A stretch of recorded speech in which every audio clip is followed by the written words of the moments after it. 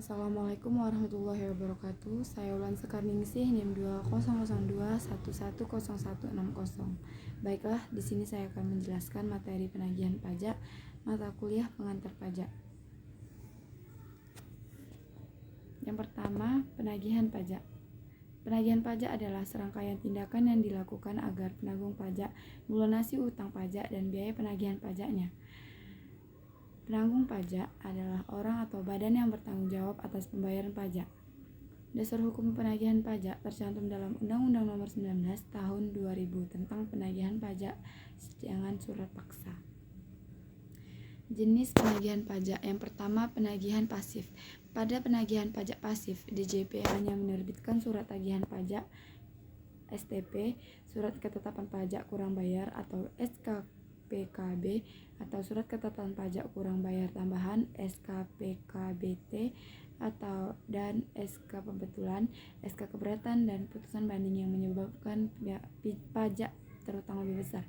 Dalam penagihan pajak pasif, Fiskus hanya memberitahukan kepada wajib pajak bahwa terdapat utang pajak.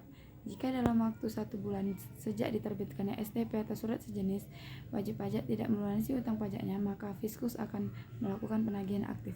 Selanjutnya, penagihan aktif. Yang seperti yang sudah dikatakan sebelumnya, penagihan aktif merupakan kelanjutan dari penagihan pasif. Dalam penagihan aktif, Fiskus bekerja sama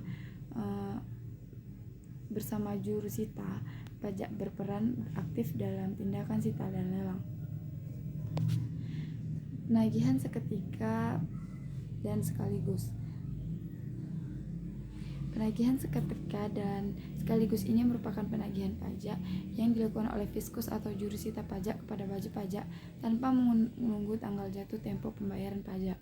Penagihan pajak juga meliputi seluruh utang pajak dari sebuah jenis pajak, masa pajak, dan tahun pajak. Tujuannya, penagihan jenis ini untuk mencegah terjadinya utang pajak yang tidak bisa ditagih. Jika saat dilakukan penagihan seketika dan sekaligus wajib pajak belum membayar, maka jurusita pajak akan menunggu hingga tanggal jatuh tempo. Dikecualikan dari penagihan seketika dan sekaligus dilakukan apabila yang pertama, penanggung pajak akan meninggalkan Indonesia untuk selama-lamanya atau berniat untuk itu. Yang kedua, penanggung pajak memindahtanggalkan barang yang dimiliki atau dikuasai dalam rangka menghentikan atau mengecilkan kegiatan perusahaan atau pekerjaan yang dilakukannya di Indonesia. Yang ketiga, terdapat tanda-tanda bahwa penanggung pajak yang membubarkan badan usaha atau menggabungkan atau memakarkan usaha. Bisa juga memindahtangankan perusahaan yang dimiliki atau dikuasainya dan melakukan perubahan bentuk lainnya. Yang keempat, badan usaha akan dibubarkan oleh negara. Yang kelima, terjadinya penyitaan atas penanggung pajak oleh pihak ketiga atau terdapat tanda-tanda kepailitan. Surat tagihan pajak, surat ketetapan pajak kurang bayar, surat ketetapan pajak kurang bayar tambahan, surat keputusan pembetulan, surat keputusan keberatan, putusan banding, serta putusan peninjauan kembali yang menyebabkan jumlah pajak masih harus dibayar bertambah, merupakan dasar penagihan pajak. Apabila surat ketetapan pajak kurang bayar atau surat ketetapan pajak kurang bayar tambahan, serta surat keputusan pembetulan, surat keputusan keberatan, putusan banding, atau putusan peninjauan kembali yang menyebabkan jumlah pajak yang masih harus dibayar bertambah pada saat jatuh tempo pelunasan tidak atau kurang dibayar, atas jumlah pajak yang tidak atau kurang dibayar atau dikenai sanksi administrasi berupa bunga sebesar 2% per bulan untuk seluruh masa yang dihitung dari tanggal jatuh tempo sampai dengan tanggal pelunasan atau tanggal diterbitkannya surat tagihan pajak, dan bagian dari bulan dihitung penuh 1 bulan. Dalam hal wajib pajak diperbolehkan mengangsur atau menunda pembayaran pajak juga dikenai sanksi administrasi berupa bunga sebesar 2% per bulan dari jumlah pajak yang masih harus dibayar, dan bagian dari bulan dihitung penuh 1 bulan. Dalam hal ini wajib pajak diperbolehkan menunda penyampaian surat pemberitahuan tahunan dan ternyata perhitungan sementara pajak yang terutang kurang dari jumlah pajak yang sebenarnya terutang atas kekurangan pembayaran pajak tersebut, dikenai bunga sebesar 2% per bulan yang dihitung dari saat berakhirnya batas waktu penyampaian surat pemberitahuan tahunan sampai dengan tanggal yang dibayarnya. Kekurangan pembayaran tersebut dan bagian dari bulan dihitung penuh 1 bulan. atas jumlah pajak yang masih dibayar yang berdasarkan surat tagihan pajak, surat ketetapan pajak, kurang bayar, serta surat ketetapan pajak kurang bayar tambahan, dan surat keputusan pembetulan, surat keputusan keberatan, surat banding, serta putusan peninjauan kembali yang menyebabkan jumlah pajak yang masih harus dibayar bertambah, yang tidak dibayar oleh penanggung pajak sesuai dengan jangka waktu yang dilaksanakan penagihan pajak dengan surat paksa sesuai dengan ketentuan peraturan perundang-undangan perpajakan. Nah, di sini ada langkah-langkah penagihan pajak. Yang pertama, surat teguran. Surat teguran atau surat peringatan adalah surat yang diterbitkan untuk melaksanakan penagihan pajak. Jika dalam waktu 7 hari setelah tanggal jatuh tempo, penanggung pajak atau wajib pajak belum melunasi utang pajaknya, maka surat teguran ini sampai ke tangan penanggung pajak. Tujuannya adalah memberikan peringatan kepada penanggung pajak agar segera melunasi utang pajak sehingga tidak perlu lagi dilakukan penagihan secara paksa. Yang kedua, surat paksa. Surat paksa merupakan yang diterbitkan jika 21 hari setelah jatuh tempo surat teguran si penanggung jawab pajak tidak melunasi pajaknya.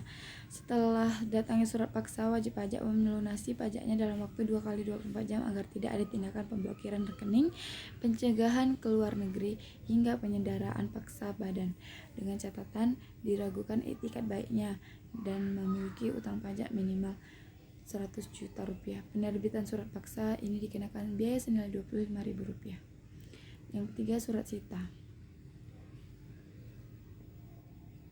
Surat sita adalah surat yang diterbitkan jika dalam waktu 2 kali 24 jam sejak diterbitkannya surat paksa, penanggung pajak belum membayarkan pajaknya.